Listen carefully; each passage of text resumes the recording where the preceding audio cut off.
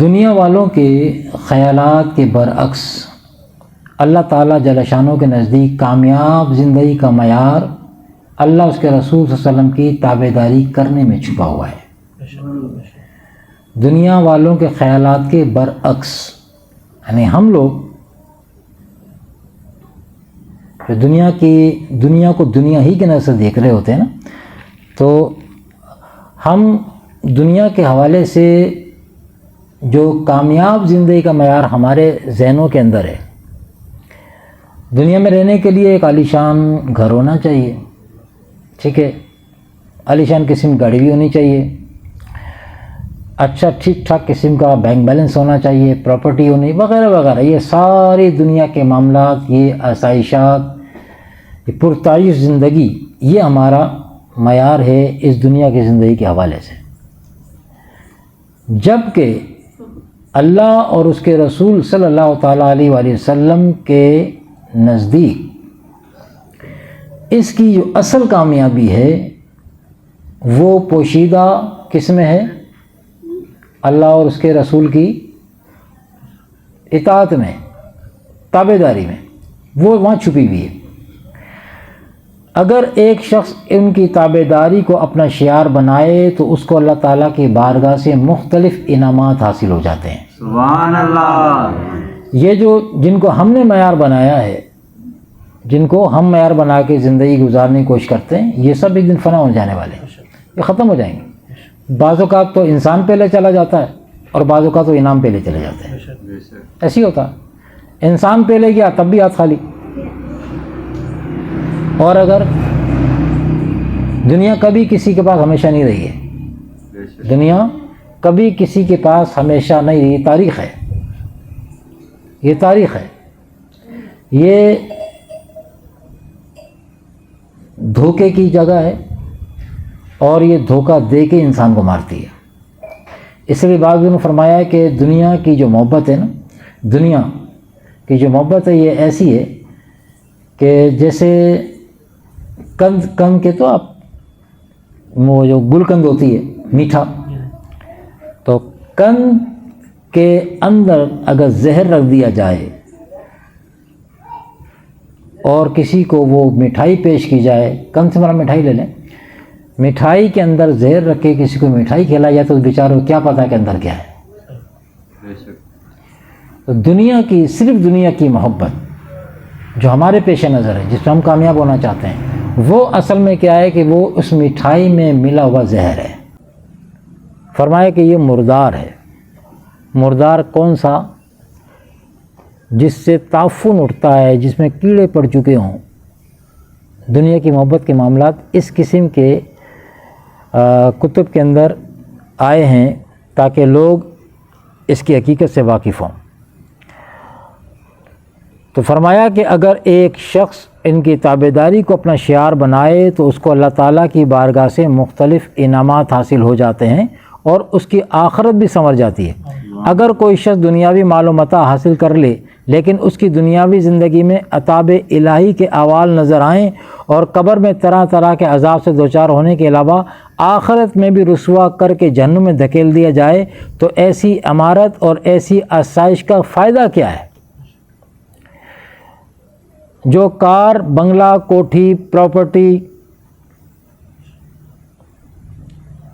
عزیز دوستوں کی محبتیں، یہ تمام تر اگر ہماری قبر میں ہمارے کام نہیں آ رہی، حشر کے دن ہمارے کام نہیں آ رہی، تو ایک کار کتنی مہنگی ہو، گاڑی کتنی مہنگی ہو،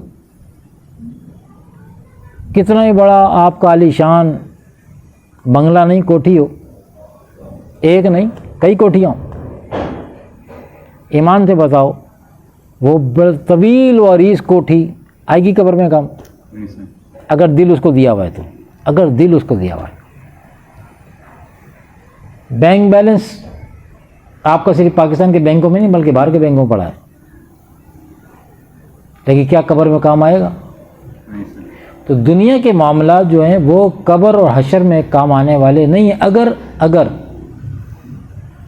کلی طور پہ دل اس طرف لگا ہوا ہے، لیکن معاملہ اس کے برعکس ہے۔ اگر معاملہ اس کے برعکس کیسے کہ اس نے جائز طریقے سے مال کمایا، ٹھیک ہے، تو جائز طریقے سے مال کما کے وہ اچھے سے اچھے گھر میں رہ سکتا ہے، وہ کوٹھی بنا کے رہ سکتا ہے، کوٹھی نہیں کوٹھیاں خرید سکتا ہے، رکھ سکتا ہے، اچھی سے اچھی گاڑی میں سفر کر سکتا ہے، ذاتی طور پہ رکھ سکتا ہے، وغیرہ وغیرہ، پراپرٹی بنا سکتا ہے۔ شرط یہ ہے کہ ان تمام چیزوں کو رکھے ضرور، پر ان کو اپنا دل نہ دے، بے شک ان کو اپنا دل نہ دے۔ اس کی مثال ایسے کہ فرمایا ہے کہ کشتی جو ہے نا، کشتی پانی پہ اس وقت تک تیرتی ہے جب تک پانی کشتی میں داخل نہ ہو۔ پانی جب تک کشتی کے نیچے رہے تب تک کشتی تیرتی ہے، اور اگر نیچے والا پانی کشتی کے اندر آنا شروع ہو جائے تو کشتی تیرے گی، کیا ہوگا؟ ڈوب جائے گی۔ یہی حال انسان کے، ہمارے ایمان کا ہے کہ اگر دنیا کی محبت آپ کے نیچے اور آپ کس کے اوپر ہیں تب تو خیر ہے، یعنی دل آپ نے دنیا کو نہیں دیا، آپ ضرورتاً اس میں سے استعمال کر رہے ہیں، وہ جو آپ کا جو معیار زندگی ہے وہ ضرورتاً اور جائز طریقے استعمال کر رہے ہیں، اللہ کوئی منع نہیں کر رہا۔ حضرت عثمان غنی رضی اللہ تعالیٰ عنہ امیر کبیر صاحب رسول ہیں، امیر کبیر صاحب مکے میں بڑے سب سے زبردست امیر کبیر، اور بھی کئی صحابہ کرام ہیں۔ جہاں صحابہ کرام بہت زیادہ غریب تھے وہیں کئی صحابہ کرام کو اللہ نے بڑا نوازا بھی تھا، امیر تھے، لیکن کیا تھا کہ وہ جو دنیا کی امارت تھی ان کے دل میں نہیں تھی۔ اسی لیے عثمان غنی رضی اللہ تعالیٰ کھڑے کھڑے سینکڑوں اونٹ اللہ کی راہ میں ایسی دے دیا کرتے تھے، مال سے لدے ہوئے، لوگ خریدار کھڑے کہ ہم پیسے لے کے دے دو، اور آپ اللہ کی راہ میں ایسی لے جاؤ۔ یہ کیا تھا کہ مال و دولت تو تھا مگر اس کی محبت دل میں نہیں، دل میں اللہ اس کے رسول کی محبت تھی۔ سبحان اللہ۔ تو اگر یہ حال ہو پھر تو ماشاءاللہ، لیکن اگر ایسا نہ ہو تو پھر کیا ہوگا؟ پھر وہ دنیا کی محبت جب دل میں آئے گی نا، دل کی کشتی میں دنیا کی محبت آئے گی تو پھر دل میں خدا کی محبت نہیں آ سکتی، اور جب خدا کی محبت نہیں آئے گی تو پھر اس دل کا بیڑا غرق ہو جانا ہے۔ درشی پڑھیے، اللہم صلی علی سیدنا مولانا مولانا محمد وعلی آلہ وصحبہ اجمعین۔ اس لیے کامیاب زندگی یہی ہے کہ جس سے خدا اور اس کا رسول صلی اللہ علیہ وسلم خوش ہو جائیں، اس بات کو ذہن میں رکھنا چاہیے، اور زندگی کو ایسے طریقے میں ڈھالیں کہ اللہ کی تابعداری سے دنیا میں مالا مال ہو جائے اور آخرت میں بھی انعامات الہی کا حصہ مل جائے۔ یہ بات قابل غور ہے کہ اللہ تعالیٰ نے قرآن اور حدیث میں اس بات کو مکمل طور پر واضح کر دیا ہے کہ جو لوگ اللہ اس کے رسول صلی اللہ علیہ وسلم کے فرمان کے مطابق زندگی بسر کریں گے ان کو تمام انعامات حاصل ہوں گے جن کا اللہ تعالیٰ نے مسلمانوں کے ساتھ وعدہ فرما لیا ہے۔ سبحان اللہ۔ اللہ نے وعدہ فرما لیا ہے۔ حیرانگی کی بات ہے کہ جب اللہ تعالیٰ نے مسلمانوں کو دنیا میں تو نعمتوں کا وعدہ فرمایا ہے اور پھر آخرت میں بھی انعامات عطا فرمانے کا وعدہ کیا ہے، تو غلط اور ناجائز طریقوں کے ساتھ دنیا کماتے ہوئے مسلمان جہنم کو کیوں مول لے لیتا ہے؟ ایک طرف خدا کا وعدہ ہے کہ اس طریقے سے آؤ، اور اس طریقے سے آنے میں سب سے وہ تو آخرت کے انعام تو اصول ملیں گے نا، سب سے بڑا انعام جو ہے وہ تو اللہ کی رضا ہے نا۔ اللہ اپنے بندے سے خوش ہو جائے، باقی تو جب اللہ خوش ہوگا باقی ساری خود بخود مل جائیں گے۔ تو بندے کے پیش نظر جب اللہ اس بات کا خوف رہے کہ کہیں میرا رب مجھ سے ناراض نہ ہو جائے، یہ جب فکر دامنگیر ہوگی نا روزانہ کی بنیادوں پہ، یہ سال 6 مہینے بعد نہیں کہ سال میں جلسہ وہ سن لیا، ہفتے جمعے کا خطبہ خطاب سن لیا تو ہو گیا، ہفتے اور محفل ہوئی پھر سن لیا، پھر ہفتے نہیں۔ ان محفلوں کا مقصد یہ ہے کہ ان محفلوں میں جو کچھ ہم سنیں تربیت کے حوالے سے وہ ہم نے روزانہ اپنی زندگی کے معمولات میں اس کو لے کر آئیں، شامل کریں۔ تو روزانہ کی بنیادوں پر ہمیں اس چیز کی فکر ہونی چاہیے اپنے ہر کام میں، چاہے وہ گھر کے کام ہے یا باہر کے کام ہے، اس میں فکر ہونی چاہیے، چاہے ہم تنہائی میں بیٹھے ہوں یا محفل میں بیٹھے ہوں، اس بات کی فکر ہونی چاہیے کہ ہم کوئی ہماری ذات سے، ہمارے ہاتھ سے، ہماری زبان سے، ہمارے وجود سے کوئی ایسا کام سرزد نہ ہو جائے کہ کہیں میرا رب مجھ سے ناراض نہ ہو جائے۔ یہ فکر دامنگیر ہونی چاہیے۔ یہ فقیر آپ کو ایک بات بتاتا ہے، جب یہ فقیر یہاں درس کے لیے آتا ہے نا، تو یہ فقیر جب گھر سے یہاں آنے کا ارادہ کرتا ہے آپ لوگ کے پاس درس دینے کے لیے، تو اللہ تبارک و تعالیٰ سے فقیر دعا کرتا ہے اسی خوف کے پیش نظر، کیا کہ اللہ تعالیٰ منہ سے جو بات بھی نکلے نا وہ تیری رضا والی ہو، جو نکلے حق اور سچ نکلے، جو نکلے حق اور سچ نکلے، بس اسی بات پہ قائم رہا۔ یہاں درس دینے کا مقصد تقریر سنانا نہیں ہے، تقریر ہے بھی نہیں، یہاں درس دے کے اپنی ذات کو، اپنی شخصیت کو منوانا مقصود نہیں ہے۔ پیش نظر کیا بات ہے؟ آقا علیہ السلام نے ارشاد فرمایا کہ پہنچا دو میری طرف سے فقط ایک ہی آیت۔ سنا بار بار سنیے آپ نے، یدی سنیے، آقا علیہ السلام تو فرما رہے ہیں پہنچا دو میری طرف سے فقط ایک ہی آیت۔ اگر آپ کو ایک بھی دین کی کوئی بات یاد ہے حدیث کی صورت میں، قرآن کی آیت کی صورت میں، تو اسے روک کے مت بیٹھو۔ اگر آپ کا اس پہ عمل ہے تو بہت اچھی بات ہے، عمل ہے تو بہت اچھی بات، اسے آگے ڈیلیور کر دیں۔ اور اگر بالفرض آپ کو کسی دینی بات کا پتہ چل گیا ہے لیکن ابھی آپ اس پہ عمل پیرا نہیں ہو سکیں، اب یہ نہ سوچیں کہ جب میں اس پہ عمل کر لوں گا تو پھر سامنے والے کو بتاؤں گا۔ امام غزالی رحمۃ اللہ علیہ فرماتے ہیں کہ اگر خود سے عمل نہیں ہو پا رہا تو اس بات کو روک کے نہ بیٹھے، اس کو آگے بتا دے، ہو سکتا ہے کہ سننے والا عمل کر لے اور اس کے عمل کرنے کی وجہ سے تجھے توفیق مل جائے۔ سبحان اللہ۔ اس بات کے پیش نظر اس کو نہ روکے کہ میں عمل کروں گا تو پھر جا کے سامنے والے کو نہیں۔ حدیث کے اندر بھی یہ شرط نہیں لگائی گئی کہ تم عمل کر لو گے پھر آگے۔ ہاں یہ بات بہت اچھی ہے، ضروری ہے کہ پہلے ہم عمل کرنے کی کوشش کریں۔ اس سے ہوتا کیا ہے کہ جو بات آپ کے عمل میں آ جاتی ہے، جو بات آپ کے عمل میں آ جاتی ہے اس میں اثر پیدا ہو جاتا ہے، تو پھر وہ جب آپ کہتے ہیں تو اثر کرتی ہے۔ تو آقا علیہ السلام فرمائے کہ پہنچا دو میری طرف سے فقط ایک ہی آیت۔ تو ہمیں تو الحمدللہ دین کی بہت سارے باتیں معلوم ہیں، چاہے ہم نے اگر کسی نے کسی مدرسے بغیر تعلیم بھی حاصل نہ کی ہو، لیکن مسلمان گھر میں پیدا ہوئے، بچپن سے اپنے ماں باپ سے، اپنے باپ دادوں سے دین سنتے چلے آ رہے ہیں۔ جمعے مسجد میں آتے ہیں، قرآن ہی سنتے ہیں نا، جمعے حدیث ہی سنتے جمعے۔ کیا وجہ ہے کہ ہم نے یہ سوچ لیا ہے کہ دین بیان کرنا جو ہے نا وہ بس وہ جو امام صاحب ہے نا، خطیب، اس کا کام ہے۔ دین کی بات کرنا، دین بیان کرنا، جی وہ سب کا کام ہے۔ ہمارا کام صرف سننا ہے، اسے ڈیلیور کرنا نہیں۔ آقا علیہ السلام نے یہ نہیں ارشاد فرمایا اپنے حدیث مبارکہ میں کہ جو صاحب علم ہے، وہ خطیب ہے، وہ امام صاحب ہے، عالم ہے، وغیرہ وغیرہ، صرف وہ دین کی بات کو آگے پہنچائیں گے۔ اس میں تخصیص نہیں فرمائی، پہنچا دو میری طرف سے فقط ایک ہی آیت۔ تو صحابہ کرام رضوان اللہ تعالیٰ اجمعین، بہت سارے صحابہ کرام ہیں جو ایک ہی آیت کو یاد کر کے وہ اپنے گھروں سے نکل گئے دوسروں تک پہنچانے کے لیے، دین پہنچانے کے لیے۔ تو کتنے صحابہ کرام تھے، رہنے والے مدینے کے تھے، لیکن ان کی قبریں آپ کو مدینے میں نہیں ملیں گی۔ وہ اس طرح قرآن حدیث کو لے کے چلے گئے دوسروں کو دعوت دینے کے لیے کہ یا حضور نے فرما دیا یہ ہم فرض پورا کر لیں تاکہ ہمارا نبی ہم سے خوش ہو جائے۔ سبحان اللہ۔ حضور خوش ہو جائیں گے تو اللہ خوش ہو جائے گا۔ یہ بات ہم فراموش کر بیٹھے ہیں، اور اس کا پھر ہم خمیازہ بھگت بھی رہے ہیں جو آج دن ہم لوگوں کے ساتھ ہو رہا ہے۔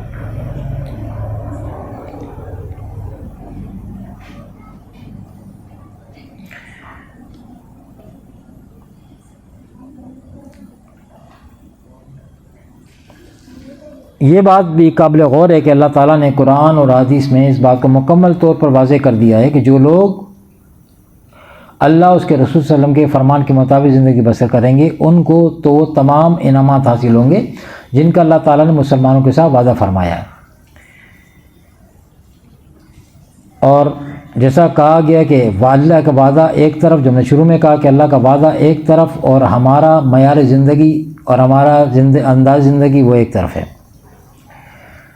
آج کے مسلمان کے لیے عمل کی سب سے بہتر صورت یہ کہ خود بھی نیکی پر قائم رہے اور اپنے مسلمان بھائیوں کو جو تیزی کے ساتھ جہنم کے راستوں کی طرف بڑھ رہے ہیں ایسی بے دینی کی زندگی سے بچاتے ہوئے نیک زندگی بسر کرنے کا سبق دے، اور پھر دیکھے کہ پوری قوم بھی سنور جائے گی اور خود اس کی زندگی بھی سدھر جائے گی۔ جو شخص اللہ سے اس کام کے لیے توفیق طلب کرے گا تو اللہ تبارک و تعالیٰ کو وہ اپنا مددگار پائے گا۔ حضرت علی رضی اللہ تعالیٰ عنہ فرماتے ہیں کہ کسی کے سامنے تیری محتاجی اس کی غلامی قبول کرنے کے برابر ہے۔ کسی کے سامنے تیری محتاجی اس کی غلامی قبول کرنے کے برابر ہے۔ روایت میں ہے کہ ایک دفعہ حضرت محمد بن رواسے رحمۃ اللہ علیہ سوکھی روٹی کھاتے جاتے تھے اور ساتھ ساتھ کہتے جاتے تھے جو اس پر قناعت کرتا ہے وہ لوگوں سے بے نیاز رہتا ہے۔ یعنی وہ سوکھی روٹی کھانا پسند کرتے تھے مگر ہاتھ یوں کرنا پسند نہیں کرتے تھے کہ کوئی مجھے تازہ روٹی کھلا دے۔ ایک شخص نے دیکھا کہ حضرت ابو دردہ رضی اللہ تعالیٰ عنہ کھجور کی گٹھلیاں کھانے کے لیے چن رہے تھے۔ کھجور نہیں، کھجور کی گٹھلیاں کھانے کے لیے چن رہے تھے۔ جب اس شخص نے تعجب کا اظہار کیا تو آپ نے فرمایا، یعنی اس نے حیرت سے آپ کو جب دیکھا نا تو آپ سمجھ گئے مجھے حیرت سے کیوں دیکھ رہا ہے، تو آپ نے فرمایا معیشت پر نگاہ رکھنے والا یقیناً مرد فقیہ ہوتا ہے۔ یہ سب کچھ جاننے کے باوجود ہم میں سے تقریباً ہر شخص دنیا کے مال و متاع پر فریفتہ ہو جاتا ہے اور آخرت میں پیش آنے والے انجام سے بے خبر رہتا ہے۔ ہر شخص کو معلوم ہے کہ وہ لوگ جو نافرمانی پر آمادہ رہتے ہیں قبر میں جاتے ہی ان کا جسم گل سڑ جاتا ہے اور چند سالوں کے بعد ہڈیاں بھی ختم ہو جاتی ہیں، اور بالآخر ایسے لوگ خدا کی نافرمانی کے باعث رسوائی کے ساتھ جہنم میں دھکیل دیے جائیں گے۔ جسموں کے گلنے سڑنے کی مشاہداتی خبریں ہم تک پہنچتی رہتی ہیں۔ اس کے برعکس آج ایسے لوگ بھی موجود ہیں جنہوں نے نیک لوگوں کے جسموں کو اس حال میں دیکھا ہے کہ ان کے جسم 1300 سال کے بعد بھی اسی طرح تر و تازہ ہیں۔ سبحان اللہ۔ اور 1300 سال کے بعد بھی ایسے لگتا تھا کہ جیسے ان کو رحلت فرمائے ہوئے صرف 2-3 گھنٹے ہوئے ہوں۔ یہ تو صحابہ کرام کی بات ہے، یہ بات ہو رہی 1300 سال چل رہی تو صحابہ کرام کی بات ہے نا۔ عام مسلمان جس نے اپنا معیار زندگی اللہ اس کے رسول کی خوشنودی کے مطابق بنایا ہے، معیار اس کا اسٹیٹس کیا بنایا ہے؟ اپنی نفس کی بات پہ نہیں، اللہ اس کے رسول کی مرضی کے اوپر۔ اس کا اسٹیٹس کیا ہے؟ اللہ اس کے رسول کی مرضی کے اوپر اپنی زندگی کا اسٹیٹس بنایا ہے اسے۔ ہمارے بھی اسٹیٹس ہوتا ہے نا، ہم اسٹیٹس میں اسٹیٹس کے نام پر، اسٹیٹس کے نام کے اوپر آج قوم کیا کر رہی ہے؟ ضمنی طور ایک بات آ گئی ہے، آپ یہ موبائلس وغیرہ جو استعمال کرتے ہیں اس میں اسٹیٹس ایک آپشن ہے وہ چلتا ہے، ٹھیک ہے؟ تو اسٹیٹس کا مطلب پتہ ہے وہ کیا ہوتا ہے؟ انگلش میں تو اسٹیٹس کہتے ہیں۔ اب ویسے ایک بزنس یہ آپ کا اسٹیٹس کیا ہے؟ موبائل سیٹ کی بات کر رہے ہیں، آپ کا اسٹیٹس کیا ہے؟ تو کیا ہوتا ہے؟ آپ کا معیار زندگی کیا ہے؟ اور معیار زندگی سے مراد کیا ہے؟ اسٹیٹس۔ آپ کی اوقات کیا ہے؟ آپ کس اوقات کے بندے ہیں؟ کیا معیار زندگی ہے آپ کا؟ تو اسٹیٹس پہ اب اگر مثال کے طور پہ آپ دیکھیں کہ اگر کوئی اسٹیٹس پہ بےہودہ قسم کے وہ اسٹیٹس لگا رہا ہے تو وہ در حقیقت وہ اس کی سوچ اس اسٹیٹس پہ جا کے بتا رہی کہ خود بندہ کیسا ہے۔ وہ دنیا بھر کو بتا رہا ہے میں کیسا ہوں، یہ میرا اسٹیٹس ہے، یہ میری اوقات ہے، یہ میری اوقات ہے۔ ایک طوائف کو نچانے والا کیا ہوگا؟ ایک طوائف کو نچانے والا کیا کہیں گے آپ اس کو؟ کیا کہتے ہیں آپ اس کو؟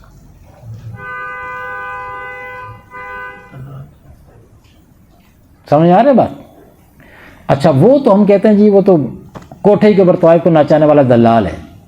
اچھا اب آپ جو بٹن دبا کے وہ ناچ گانا صرف چلانے دیکھ نہیں رہے بلکہ اسے ڈیلیور کر رہے ہیں اور آگے سینڈ ٹو سینڈ آپ نے ایک دفعہ چلا دیا، سینکڑوں ہزاروں لوگ دیکھ رہے ہیں اس کو، تو وہ تو کوٹھے کے اندر بیٹھ کے بندہ کام کر رہا تھا، وہ تو کوٹھے کے اندر بیٹھ کے وہ تو دلال ہو گیا۔ آپ اپنے ہاتھ میں موبائل رکھ کے اپنے کمرے میں آرام سے بیٹھ کے وہ اسٹیٹس پہ وہ ناچ گانا دوسروں کو جو سینڈ کر رہے ہیں، ڈیلیور کر رہے ہیں، آپ کیا ہوئے؟ کیا کہا جائے گا؟ مومن، عاشق رسول، مرد مومن، مرد مجاہد، یہ نام دیں گے ایسے بندے کو؟ ہم اپنے ایمان سے بتائیں، یہ کام کر کے ہم یہ نام اپنے لیے سوٹ کر سکتے ہیں کہ ہم یہ کام بھی کریں پھر ہم مرد مجاہد بھی کہلائیں؟ لکھے اسٹیٹس کے اندر میں مرد مجاہد ہوں، میں مرد مومن ہوں، پکا سچا عاشق رسول ہوں، اور یہ میرا اسٹیٹس ہے۔ یہ کہنے کی ضرورت ہی نہیں ہے، یہ کہنے کی ضرورت، کیونکہ ہمارے یہاں تو الحمدللہ مسلمان ہیں نا، ان مسلمانوں کے اسٹیٹس جب غیر مسلم دیکھتے ہوں گے نا، وہ کیا رائے قائم کرتے ہوں گے آپ کے بارے میں؟ یہ کیا اپنی اوقات دکھا دی انہوں نے، ہم جو چاہتے تھے یہ اس اوقات پہ آ گئے۔ وہ جو اوقات اللہ اس کے رسول نے ان کو دی تھی، وہ اسٹیٹس جو اللہ کے رسول نے ان کو دیا تھا نا، وہ تو ان کو راس آیا نہیں، وہ تو ان کو راس نہیں آیا، وہ تو عزت جس کی باعث ہم پہ حکمرانی کر رہے تھے، آخر کار وہ اپنے پلان میں کامیاب ہو گئے، اور انہوں نے وہ گند جو ان کا اسٹیٹس تھا، جو مغربی تہذیب کا اسٹیٹس تھا نا، وہ اٹھا کے انہوں نے مشرق والوں کو دے دیا، اور ہم نے اس کو سینے سے لگا گلے کا ہار بنایا نہیں بلکہ سر کا تاج بنایا، اس گند کو اٹھا کے انہوں نے تھوکا، ہم نے چاٹا، بڑی رغبت کے ساتھ چاٹ رہے ہیں۔ اور اسٹیٹس تو خدا کے واسطے اسے یہ موبائل وغیرہ کو جب استعمال کر تو اس پہ یہ اسٹیٹس کے نام کے اوپر اپنی اوقات نہ دکھائیں، اسٹیٹس کو ذرا سنبھل کے، آپ کے بارے میں رائے قائم کی جا رہی ہے۔ فیس بک، فیس معنی کیا ہوتا ہے؟ ٹھیک ہے، ایک دنیا کی ورلڈ بک ہے، آپ کا چہرہ بھی جا رہا ہے، آپ کی اوقات بھی جا رہی ہے۔ چہرہ کیسے جا رہا ہے؟ سیلفیاں لی جا رہی ہیں۔ ایک تو سیلفی ہے، چلو ٹھیک ہے، کسی مقدس مقام پہ آپ چلے گئے، کسی محفل میں آپ چلے گئے، وہاں جا کے تو یہ تو ایک اچھی نیت کے ساتھ ہو گیا نا، لیکن وہاں بھی معاملہ یہ آیا کہ سیلفیوں کے چکر میں، فقیر نے پہلے بھی عرض کی تھی آپ لوگوں سے کہ سیلفیوں کے چکر میں بھی ہم مقدس مقامات کی توہین کر رہے ہوتے ہیں، اپنی ناموری کی خاطر، اپنا فیس دنیا کو دکھانے کے لیے، اس مقدس مقام جہاں پر ہم گئے زیارت کے لیے، اس کی جو ادب تھا، اس کا احترام تھا، اس کی تکریم تھی، اس کو پسے پوچھ ڈالا اور اپنے آپ کو فرنٹ پہ رکھا۔ باہر آپ نے دیکھا ہوگا پکیں آتی ہیں، آپ دیکھتے ہو جو لوگ حج پہ جاتے ہیں، عمرے پہ جاتے ہیں، ان کی سیلفیاں دیکھتے ہو کیسے ہوتی ہیں؟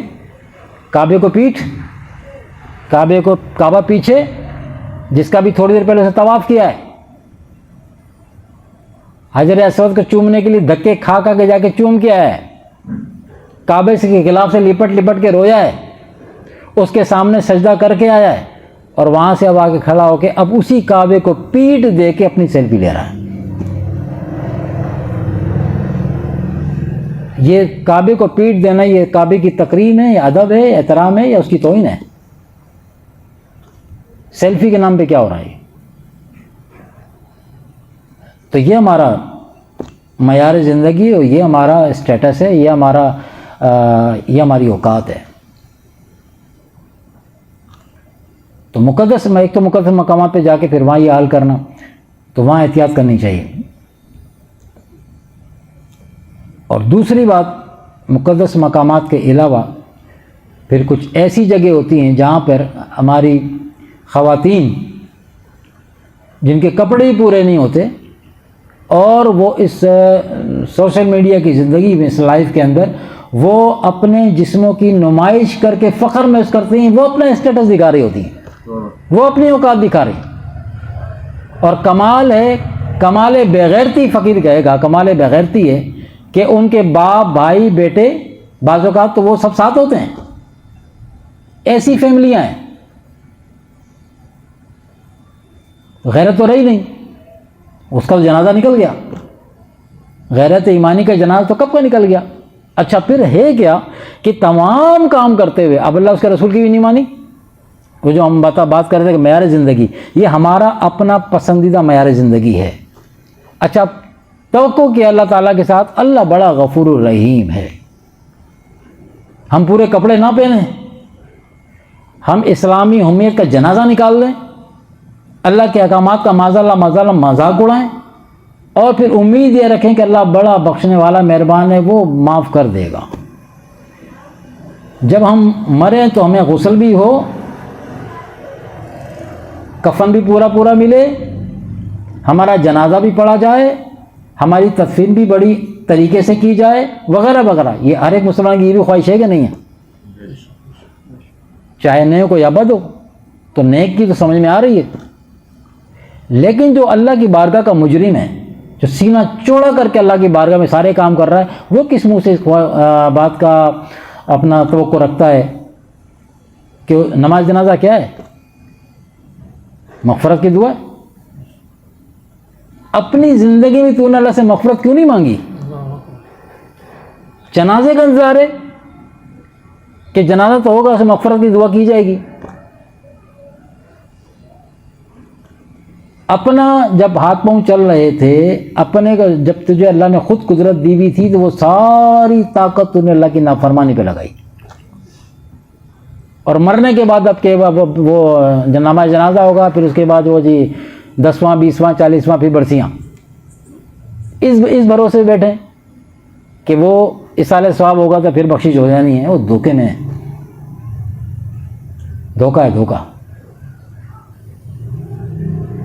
اپنے ہاتھوں سے اپنے لیے کچھ کرو. تو یہ جو سوشل میڈیا ہے, یہاں پہ یہ تو فقیر کہتا ہے کہ اس وقت یہ پل صراط ہے, اس وقت کا یہ پل صراط ہے دنیا کے حوالے سے.